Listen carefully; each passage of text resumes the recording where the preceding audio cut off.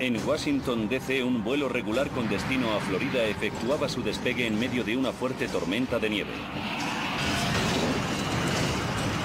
De repente, el avión comenzó a temblar.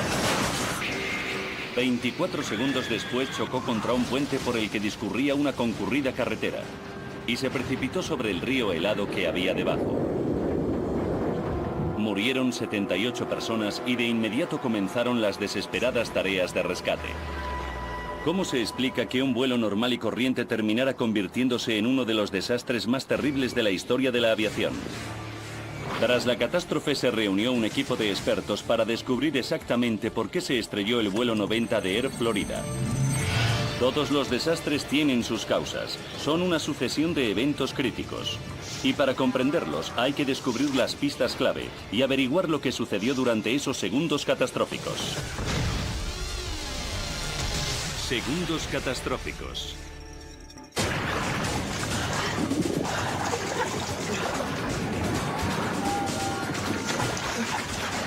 Este hombre acababa de sobrevivir a un accidente de avión, pero el aparato que había caído a un río se hundía, de modo que tuvo que burlar a la muerte por segunda vez.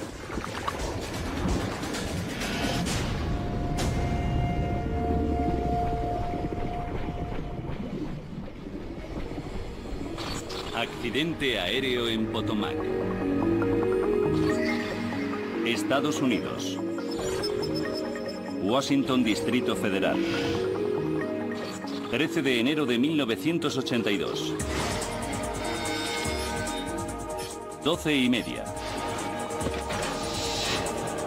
Joe Steele, ejecutivo de una importante empresa de telecomunicaciones, llegó al Aeropuerto Nacional de Washington con su secretaria Nikki Felch.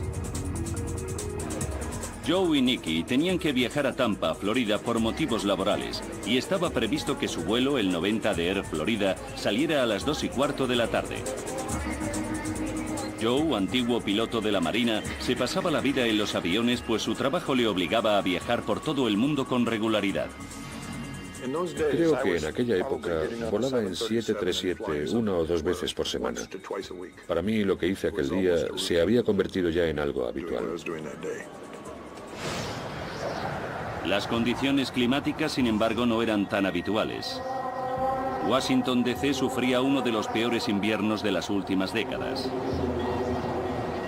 con temperaturas de hasta 4 grados bajo cero y fuertes tormentas de nieve. Nikki estaba deseando llegar a un lugar más cálido. De hecho, me comentó que se había llevado el bañador. ¿Y tú?, me preguntó. Ni siquiera me había acordado de meter uno en la maleta. El Aeropuerto Nacional de Washington está solo 5 kilómetros al sur de Capitol Hill, a orillas del río Potomac. Es un importante centro neurálgico donde se dan cita vuelos de todo Estados Unidos y Canadá. En una jornada normal aterrizan aquí más de 400 aparatos. Pero aquel día, el aeropuerto tenía dificultades para continuar operativo debido a la fuerte nevada. 1:38 de la tarde. Todos los vuelos seguían en tierra, mientras las máquinas quitanieves limpiaban las pistas, tarea que estaba previsto que durara 1 hora. Lamentamos informarles de que debido a las condiciones climáticas adversas, todos los vuelos permanecerán en tierra durante al menos 1 hora mientras las máquinas quitanieves despejan las pistas. En la puerta 12, el vuelo 90 de Air Florida continuaba retenido por la demora. Parece que la situación empeora cada año que pasa. Sí, lo sé. No me importa que llueva, pero esta nieve es... El capitán Larry Whitton, de 34 años, estaba casado y tenía 2 hijos. Roger Petit, su primer oficial, era a sus 32 años un antiguo piloto de cazas de las Fuerzas Aéreas de los Estados Unidos que poseía un excelente historial. Sin embargo, ambos llevaban menos de 3 años pilotando aviones del tipo 737. 2 de la tarde. Con 20 minutos de retraso comenzó a embarcar el vuelo 90. En su trayecto de 2 horas hasta Tampa viajarían a bordo 71 pasajeros adultos y 3 niños pequeños, por lo que algo menos de la mitad de las plazas quedaron vacías. A muchos los ayudó a instalarse la auxiliar de vuelo de 22 años Kelly Duncan. Para ella este trabajo era un sueño hecho realidad. Me encantaba ser auxiliar de vuelo. Por donde quiera que pasara con mi uniforme la gente lo comentaba.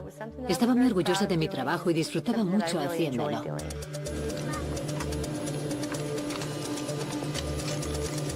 Cerca de Joe y Nikki se encontraban Priscilla Tirado y su hijo de 2 meses, Jason, y su esposo José. Se mudaban a Florida, donde José había encontrado un empleo en la industria de la construcción. 2:20 de la tarde.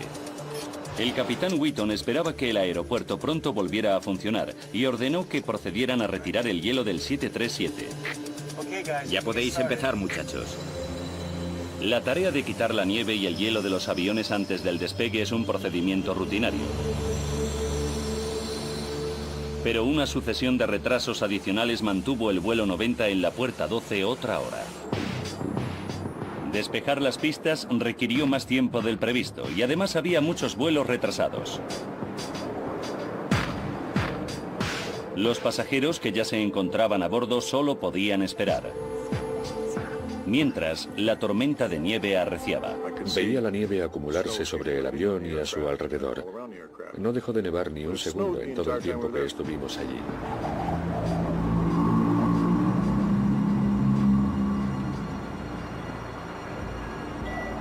Cuando por fin les autorizaron a abandonar la puerta 12, tampoco pudieron hacerlo de inmediato, pues la capa de hielo que había sobre el asfalto dificultaba los movimientos del avión. Pesamos demasiado para ese hielo. El capitán Wheaton lo solucionó invirtiendo la propulsión de los motores. Escuchadme, voy a invertir la propulsión. ¿Estás seguro? No te preocupes, saldrá bien.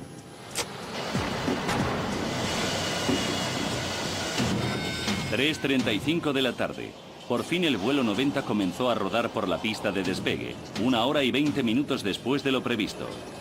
Para la auxiliar de vuelo Kelly Duncan fue un alivio. Me alegró que comenzamos a alejarnos de la pasarela porque pensé que por fin emprenderíamos el viaje. Wheaton y Petit hicieron las comprobaciones previas al despegue. Dispositivo anticongelante. Desconectado. Unidad de potencia auxiliar. En marcha. Luego el vuelo 90 se colocó tras otro avión a la espera de despegar. Hay 2 salidas en las ventanas del centro de la cabina y 2 puertas en la parte delantera. La cosa se pone fea. Creo que nunca había visto una tormenta de nieve así. Los cinturones de seguridad se abren así. Los 2 pilotos vieron nieve sobre las alas del avión. Petit estaba preocupado. Ha pasado ya un buen rato desde que retiraron el hielo. 3:59 de la tarde. El vuelo 90 recibió autorización para despegar. Vuelo 90, colóquese en posición y espere. Que los auxiliares de vuelo ocupen sus asientos, por favor. En la parte trasera de la cabina de pasajeros, Kelly Duncan se abrochó el cinturón. Joe Steely, Nikki Feltz y Priscilla Tirado se encontraban a tan solo unos metros de ella. 3:59 y 45 segundos. Propulsores. Por fin el 737 inició su avance por la pista. Segundos después, las agujas de los propulsores superaban el nivel mínimo requerido para despegar. Parece que no está bien, ¿verdad?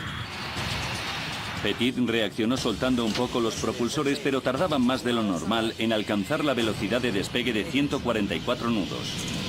Esto no va bien. Los datos reflejados en el cuadro eran inusuales. 120. Joe Steely empezaba a preocuparse. Íbamos a una velocidad muy baja para despegar. Viajaba en 737 todas las semanas y noté la diferencia. En aquella ocasión parecía que estábamos en una carretera comarcal llena de baches y no en la pista de un aeropuerto. Finalmente el vuelo 90 alcanzó la velocidad de despegue. Suelta.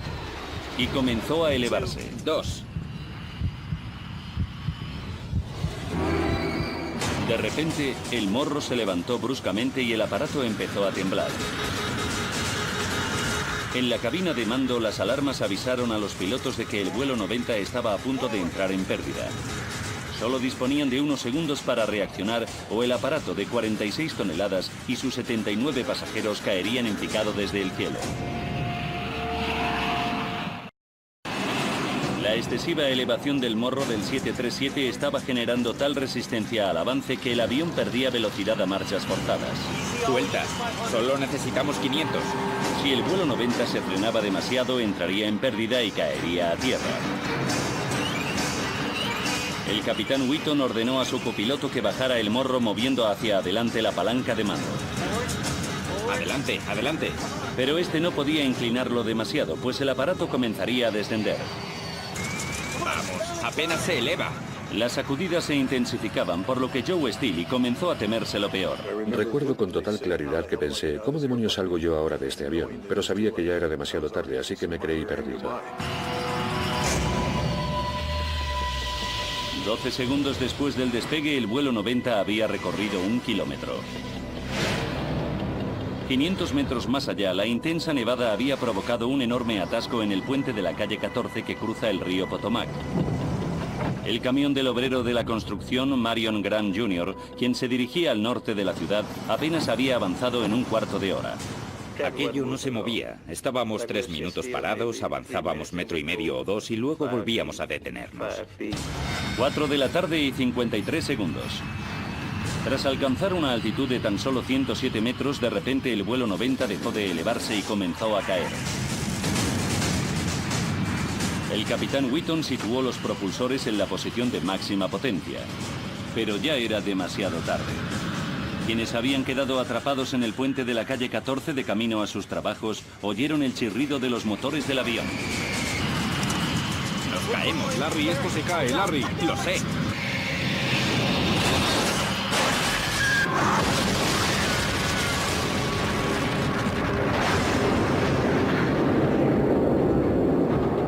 Joe Steele salió disparado cuando el fuselaje del vuelo 90 se partió en 4. Recuerdo la sensación de que todo se oscurecía y también que le pedí a Dios que me ayudara.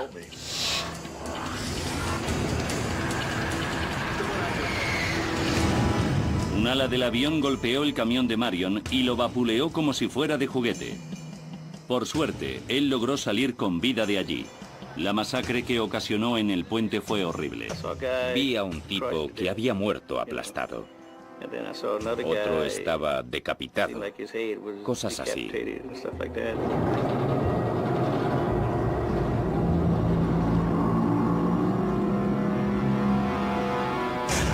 Joe Steele recuperó la conciencia. Tenía 67 fracturas en todo el cuerpo, pero solo disponía de unos segundos para burlar a la muerte.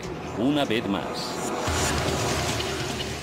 El agua ya casi me llegaba a la nariz y seguía subiendo a toda velocidad. Me pareció que tardé una eternidad en liberar mis piernas de los asientos que se habían caído. Luego traté de ayudar a Nicky a soltarse.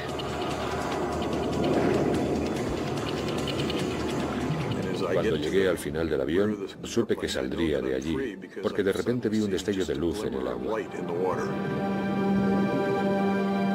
Y una vez fuera del aparato salí a la superficie.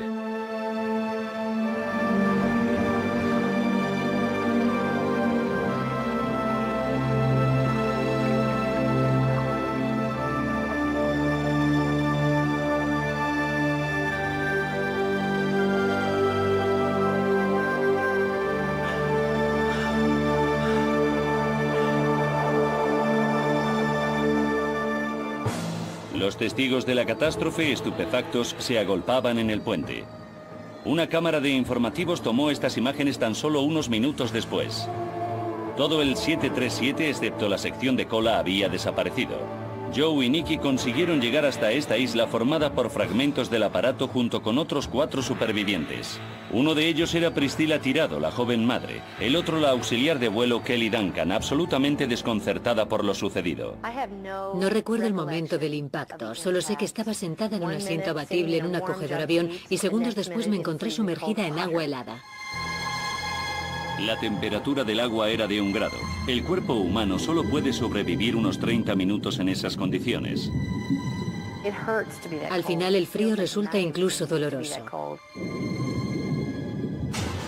Los servicios de urgencia llegaron minutos después, pero no pudieron atravesar las placas de hielo con sus botes hinchables. Al verlo, Kelly se sintió perdida. Perdí toda esperanza. Pensé que moriría y no estaba preparada para morir.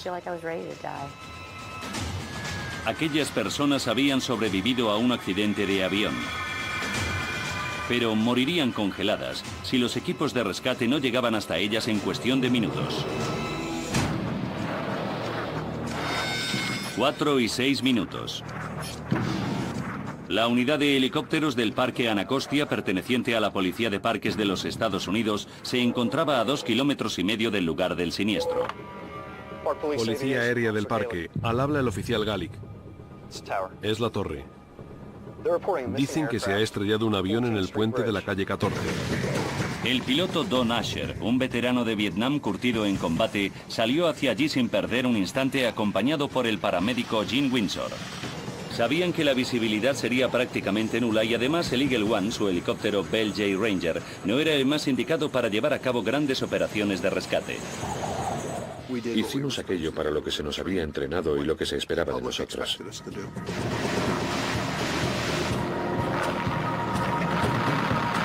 Cuatro y 10 de la tarde. Lenny Skatnick, un joven de 28 años, se acercó al lugar del siniestro. Había visto toda la conmoción mientras regresaba a casa desde su oficina en el centro de Washington. La escena que presenció al llegar le turbó profundamente. Cuando bajamos hasta la orilla del río sentí un escalofrío. En el ambiente reinaba ese silencio tan característico de los días que nieva, roto en este caso por los gritos de alguien que pedía auxilio desde el agua. Se me puso la carne de gallina.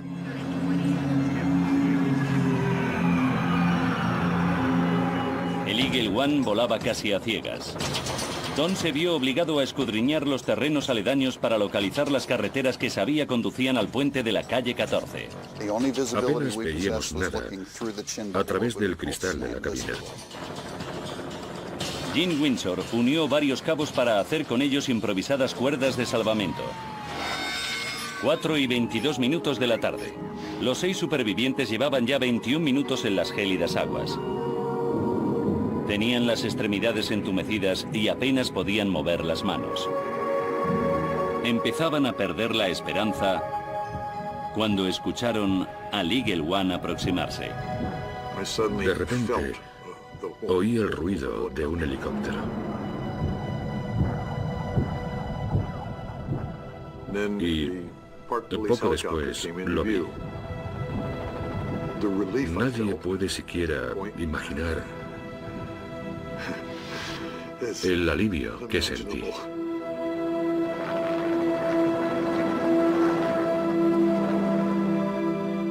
El ruido de aquel helicóptero fue lo más maravilloso que había escuchado nunca. Don vio a los supervivientes aferrados a la sección de cola del avión.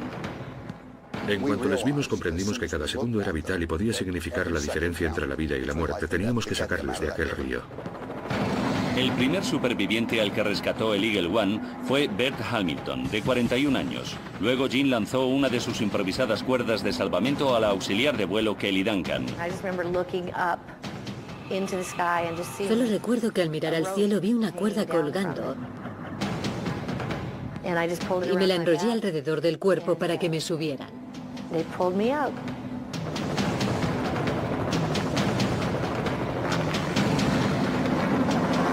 Don y Gene intentaron acelerar el rescate lanzando 2 cuerdas a la vez. Joe Steele cogió una de ellas y pasó un brazo alrededor de Priscilla Tirado, la joven madre. Nikki Fields, la secretaria de Joe, se aferró a la otra, pero pronto este comprobó horrorizado que su amiga estaba tan mal herida que no conseguía mantenerse sujeta. Me sentí fatal porque si había una persona a quien trataría de ayudar por todos los medios antes que a nadie, esa era Nikki, pero me resultaba absolutamente imposible. Segundos después, Joe no pudo seguir sujetando a Priscilla. En aquel momento me di cuenta de que tenía rotos todos los dedos de la mano izquierda y también el brazo.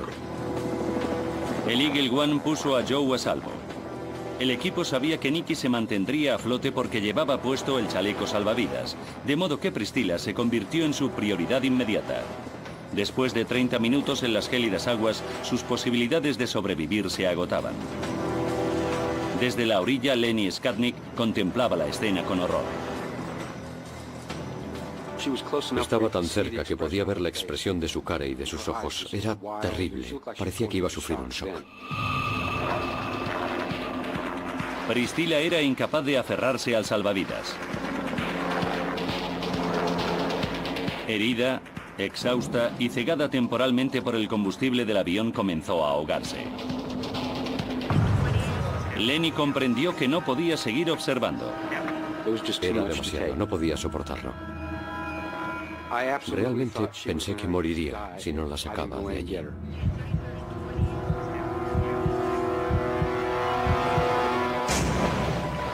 De modo que saltó a las frías aguas y arrastró a Priscilla hasta un lugar seguro.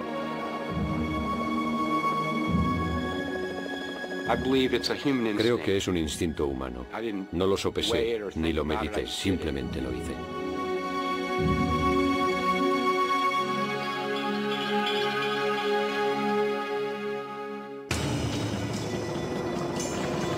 A continuación, el Eagle One regresó a por Nikki, pero la mujer estaba muy débil y no podía agarrarse al salvavidas.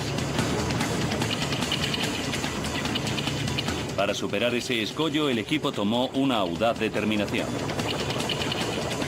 Jean saltó a la barra del helicóptero, agarró a Nikki y así la llevó hasta un lugar seguro.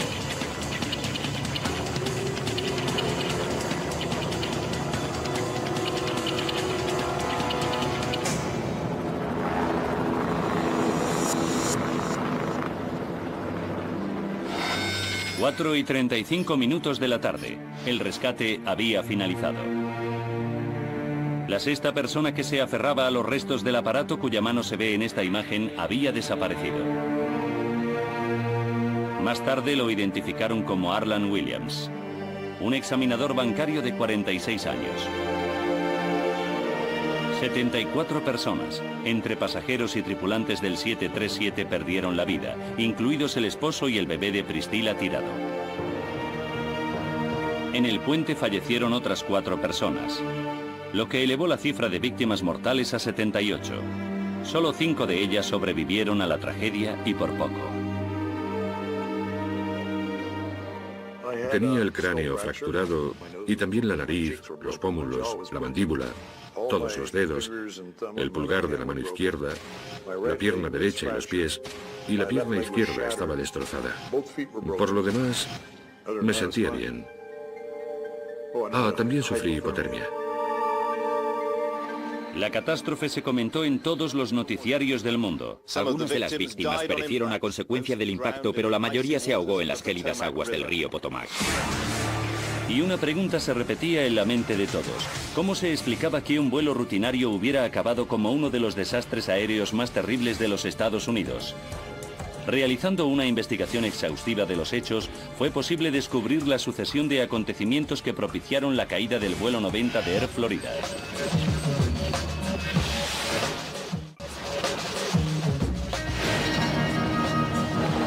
Cuando se produjo la catástrofe, Bill Hendricks era el director del Departamento de Investigación de Accidentes Aéreos de la Comisión Nacional de Seguridad en el Transporte. El antiguo piloto de la Marina estadounidense contaba con más de 20 años de experiencia en este ámbito. 13 de enero de 1982. A Hendricks le comunicaron lo sucedido poco después de las 4 de la tarde. Hola, soy Bill Hendricks. Aquella fue una de las llamadas más importantes de su carrera. Sabía que en esta investigación habría muchas presiones, tanto mediáticas como por parte del Congreso, por el mero hecho de que el accidente hubiera tenido lugar aquí, en Washington. No en vano es la capital de los Estados Unidos.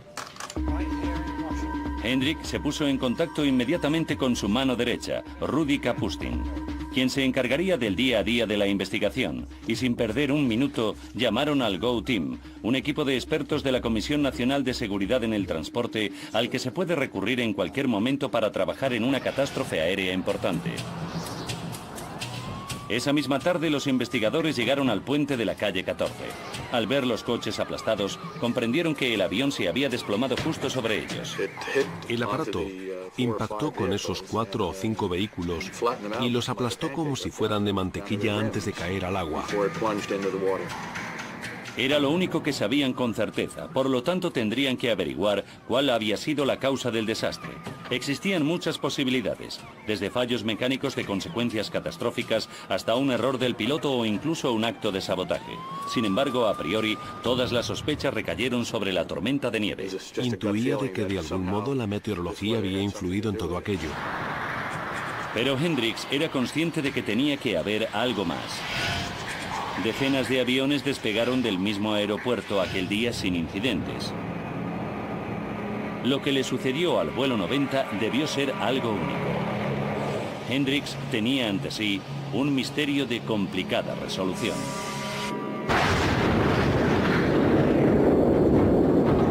Los restos del vuelo 90 y las pistas que hubieran podido quedar en el avión se encontraban en el fondo de un río helado. Además, dado que ambos pilotos habían muerto, lo que sucedió en la cabina de mando seguiría siendo una incógnita, a menos que los buzos encontraran la caja negra con los datos de vuelo. Lo primero que buscamos siempre en estos casos son los registradores de datos de vuelo. Gracias a ellos podemos conocer la altitud, la dirección y la velocidad del aire. Las grabaciones de voz de la cabina de mando registran los últimos 30 minutos de conversación de los pilotos del avión. A la mañana siguiente, muy temprano, los barcos del Servicio de Guardacostas de los Estados Unidos comenzaron a abrirse paso a través del hielo para llegar hasta los restos del avión. El ejército y la marina se unieron a ellos en una masiva operación de salvamento encabezada por un equipo de 82 buzos. Hendricks y su equipo instalaron el centro de operaciones de la investigación en una sala de conferencias del Hotel Marriott, situado cerca del lugar del siniestro. Y mientras los buzos trataban de recuperar los cuerpos, los expertos comenzaron a entrevistar a los más de 200 testigos. A los investigadores nos enseñan a no suponer nunca. Las intuiciones están bien, pero hay que respaldarlas con hechos. El equipo empezó interrogando a la tripulación de tierra para averiguar quién se ocupó del deshielo del vuelo 90 en el Aeropuerto Nacional de Washington. Quizás cometieran un error y no retiraran toda la nieve y el hielo adheridos al avión, fallo que tuvo consecuencias fatales. La elevación que un avión necesita para volar es fruto de un leve flujo de aire sobre las alas. Una capa de hielo o de nieve congelada sobre su superficie ocasiona una alteración que puede reducir la elevación e incrementar de forma considerable la resistencia al avance. Los expertos denominan a este problema contaminación. Sin embargo, la tripulación de tierra insistía en que se retiró todo el hielo del vuelo 90 antes de que se dirigiera hacia la pista de despegue. Pese a todo, los investigadores continuaron indagando y descubrieron un hecho intrigante. El operador que se ocupó del deshielo del lado derecho del avión consideró equivocadamente que la temperatura ambiental era de 2 grados bajo cero, cuando en realidad era de 4 bajo cero. Por ello, sobre esa zona, vaporizó una cantidad de agente descongelante inferior a la recomendada.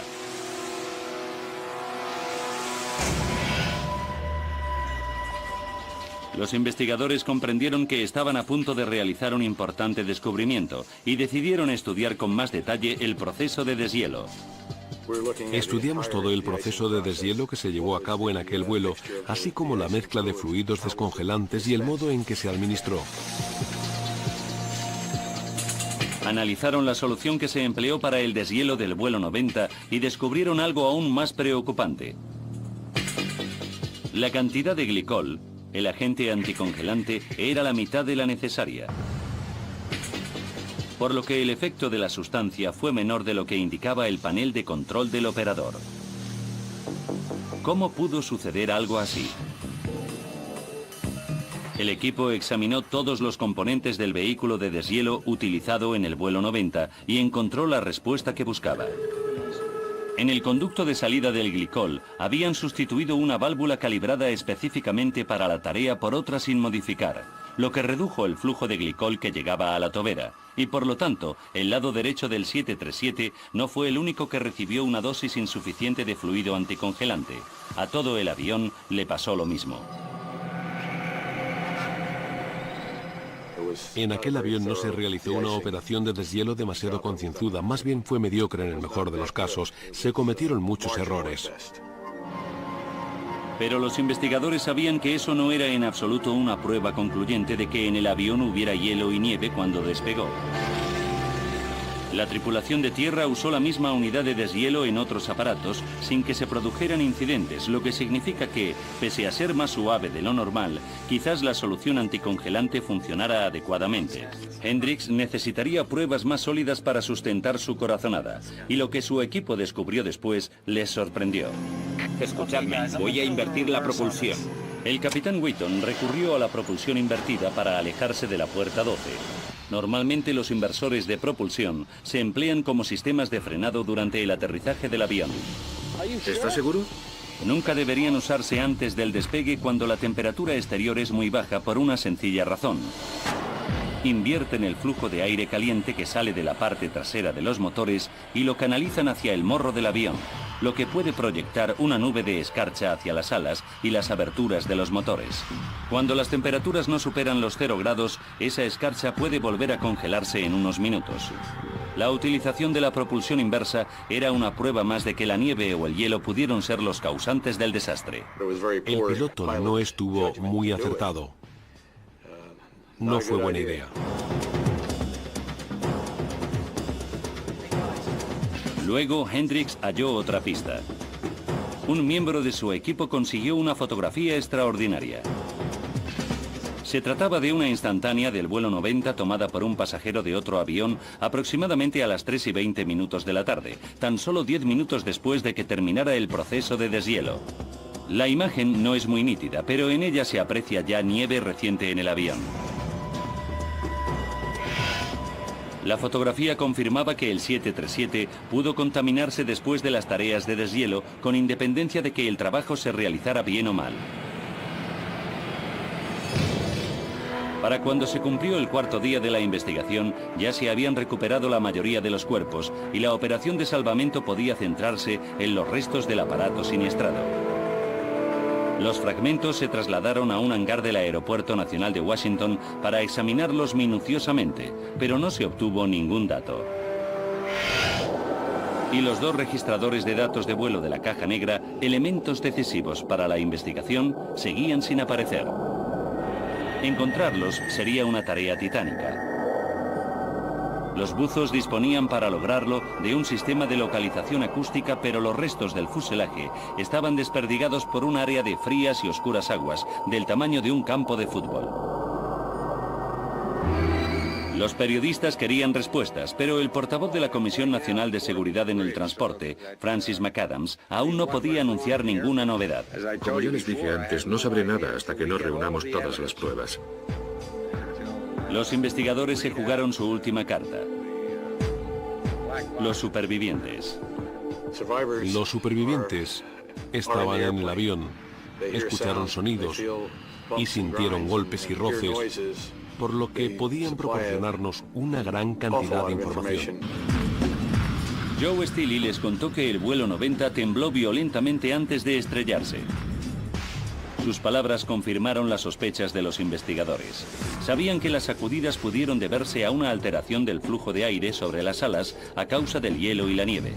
Pero entonces Joe les comentó que el 737 parecía más lento y renqueante cuando aceleraba para despegar.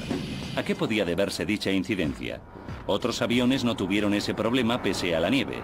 Hendricks y su equipo estaban desconcertados.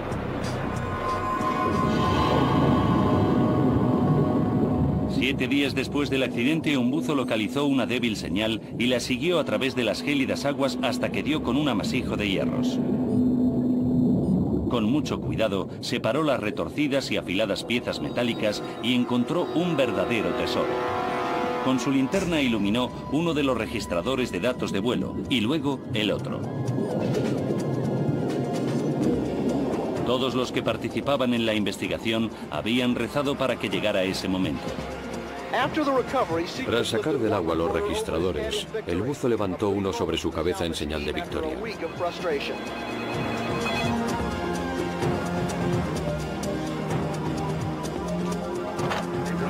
Han encontrado los registradores. Pronto corrió la voz entre el equipo de que se habían localizado los registradores, piezas que podían brindarnos datos decisivos. Los investigadores se apresuraron a trasladar las cajas negras a sus laboratorios. Tras días de especulaciones, estaban a punto de descubrir exactamente lo que había sucedido en los segundos que precedieron al siniestro. Estaban emocionados, pero sabían que tendrían que escuchar las voces de los muertos.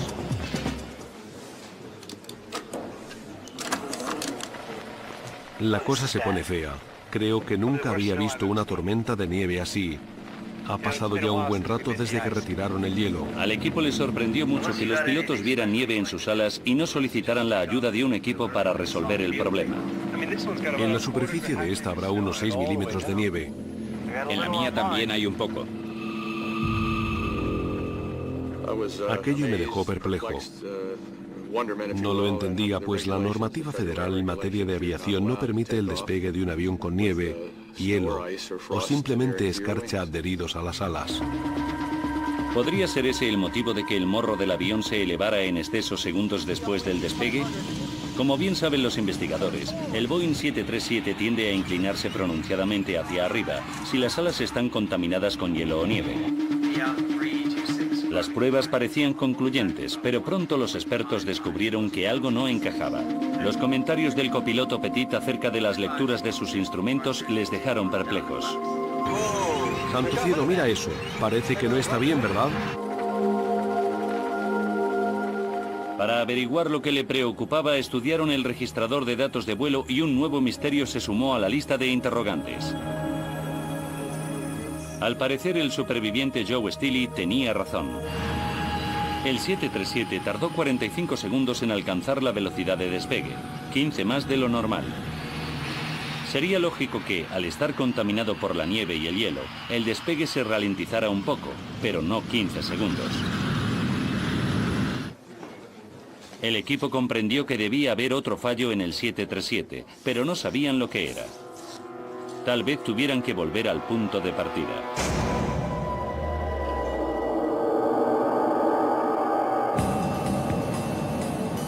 Solo se les ocurría un factor que pudiera ralentizar de tal manera el despegue de un 737.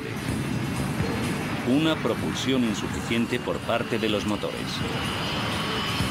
Pero no era lógico que los pilotos despegaran si carecían de la potencia necesaria. La idea parecía absurda. El enigma no podía resolverse inspeccionando los motores, pues seguían en el fondo del río Potomac. Y en la época del siniestro, los registradores de datos de vuelo todavía no eran digitales, por lo que no informaban del nivel de empuje. Así pues, solo les quedaba una opción. Los investigadores examinaron los sonidos de bajo nivel del motor recogidos por el grabador de voz de la cabina de mando. Con la ayuda de una técnica llamada espectro de sonido, transformaron dichas frecuencias sonoras en lecturas de propulsión. Sí, es el 1,7. Demasiado bajo. Los resultados fueron sorprendentes. El nivel de empuje, o EPR, de ambos motores era de 1,7 cuando deberían haber sido de 2,04. El equipo estaba atónito. Al parecer, los pilotos despegaron sin la potencia necesaria. Mira eso, parece que no está bien, ¿verdad? ¿Cómo pudo suceder algo así? Los investigadores escucharon una y otra vez las conversaciones de la cabina buscando pistas y pronto repararon en un pequeño detalle. Calefacción. Encendida. Dispositivo anticongelante. Desconectado. Unidad de potencia auxiliar. En marcha. ¿Podemos escucharlo otra vez? Los expertos se quedaron sin habla. La calidad de la grabación no era buena, pero el capitán Wheaton parecía decir desconectado cuando le preguntaban por el dispositivo anticongelante del motor. Dispositivo anticongelante. Desconectado. Hendricks comprendió entonces que una insignificante palabra podía ser la solución al misterio de la catástrofe.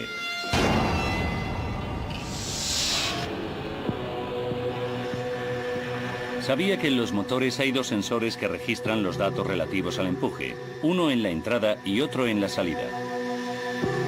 Juntos generan las lecturas de propulsión estableciendo un ratio entre la presión del aire en la parte delantera del motor y en la trasera. Pero si el sistema anticongelante del motor estaba apagado, la nieve pudo congelarse en los sensores situados a la entrada. En otros 737, en situaciones similares, los sensores enviaron a los pilotos datos incorrectos sobre la propulsión, más altos que los reales. Si fue eso lo que sucedió en el vuelo 90, el equipo podría haber despegado sin saberlo, con una potencia insuficiente. Tal vez esta fuera la última pieza del rompecabezas, pero Hendricks necesitaba demostrarlo. De modo que le pidió a Boeing que realizara una serie de pruebas que confirmaran lo que sucedía si la nieve y el hielo bloqueaban los sensores de entrada. Los resultados fueron contundentes. El motor arrojaba de inmediato una lectura de un EPR de 2,04, cuando en realidad era de 1,7, exactamente la misma diferencia de potencia registrada por el análisis de espectro de sonido de los motores del vuelo 90. Eso podría explicar la confusión del copiloto Petit. Esto no va bien. Puede que... Su marcador de EPR indicaba 2,04, pero su posición de propulsión y las lecturas de emisión de calor y flujo de combustible reflejan un nivel más bajo de 1,7. ¿Cómo pudieron cometer los pilotos el asombroso error de olvidar encender el dispositivo anticongelante del motor? ¿Y por qué no abortaron el despegue cuando comprendieron que algo iba mal? Cuando comenzaron los problemas, las observaciones del copiloto deberían haberles llevado a suspender el despegue. Examinando los expedientes de los pilotos, los investigadores descubrieron que ninguno tenía mucha experiencia en vuelos en condiciones invernales. Pero también encontraron datos más preocupantes. Durante los últimos 2 años, el capitán tuvo que repetir 2 pruebas de competencia tras recibir unas calificaciones mediocres. Entre sus puntos más flojos figuraban el cumplimiento de la normativa, el uso de las listas de comprobación y el conocimiento de los sistemas del avión. La revelación le confirió más peso a la teoría de que un error del piloto influyó de manera crucial en la catástrofe. Pero aún faltan 2 pruebas decisivas, los motores del vuelo 90. Sin examinarlos, el equipo no podía demostrar, más allá de toda duda, que el dispositivo anticongelante estuviera apagado o que el siniestro no se debiera a un fallo del motor. Al poco tiempo, los equipos de salvamento sacaban del río los maltrechos motores y 13 días después del desastre se enviaron las piezas a los fabricantes, Pratt y Whitney, para que las examinaran. Los técnicos diseccionaron los motores y buscaron sin descanso cualquier indicio de un problema mecánico. Pero no hallaron nada. Luego inspeccionaron el sistema anticongelante y comprobaron uno por uno los tubos que llevan aire caliente a partes determinantes del motor. Los resultados fueron incuestionables. Las válvulas internas estaban cerradas. El sistema anticongelante no se puso en marcha. ¿Pero bastaría eso para derribar el vuelo 90? Para averiguarlo, los investigadores realizaron diversas pruebas en el vanguardista simulador de vuelo del 737 de Boeing, donde descubrieron con gran sorpresa que una propulsión inferior, un EPR de 1,7, es suficiente para mantener el avión en el aire. Pero cuando se dispusieron a determinar los problemas causados por la contaminación de la nieve o el hielo, descubrieron aquello por lo que tanto habían trabajado. 13 de enero de 1982. Una serie de factores se combinaron para propiciar una acumulación de nieve y hielo en el vuelo 90. Sobre el avión se vaporizó una cantidad de sustancia anticongelante que resultó ser la mitad de la recomendada. Debido a retrasos adicionales, siguió cayendo nieve sobre el 737 y el uso de la propulsión inversa pudo haber llevado escarcha hasta las alas y los sensores de empuje. 23 minutos para el desastre. Wheaton y Petit dejaron desconectado el sistema anticongelante del motor. Desconectado. Por eso los sensores de propulsión de ambos motores se congelaron y enviaron lecturas de potencia erróneas a la cabina de mando. 14 minutos para el desastre. Los pilotos observaron una gruesa capa de nieve en ambas alas. En la superficie de esta habrá unos 6 milímetros de nieve. Pero contraviniendo lo estipulado en la normativa, optaron por no solicitar un nuevo deshielo. 1 minuto y 3 segundos para el desastre. Las inusuales lecturas del cuadro de mandos confundieron a Petit. Santo cielo, mira eso, parece que no está bien. Pero su capitán decidió no abortar el despegue. 24 segundos para el desastre. El vuelo 90 despegó con unas lecturas que indicaban un EPR de 2,04, pero como los sensores de propulsión estaban congelados, el nivel de empuje real era solo de 1,7. Al mismo tiempo, el hielo y la nieve adheridos a las alas interrumpieron el flujo de aire reduciendo la elevación. Esto modificó la aerodinámica del 737, por lo que el morro del avión se inclinó pronunciadamente. La resistencia al avance resultante redujo la velocidad y por lo tanto también la elevación. 8 segundos para el desastre. La pérdida de elevación llegó a un punto crítico y cuando volaba a tan solo 107 metros, el aparato de 46 toneladas entró en pérdida y comenzó a caer. Nos caemos. Larry, esto se cae, Larry. Lo sé. A las 4:01 el vuelo 90 chocó contra el puente de la calle 14.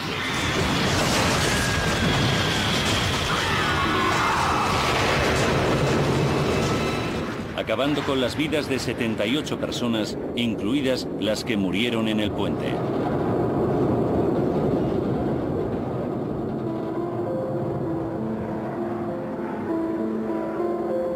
Tras su rescate, el superviviente Joe Steele dejó su puesto como ejecutivo para trabajar por su cuenta.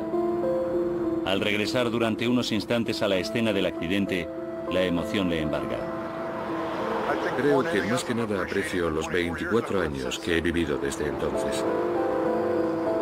He visto crecer a mis hijos. Sujeté entre las mías la mano de mi padre cuando murió. Podría haberme perdido todo eso.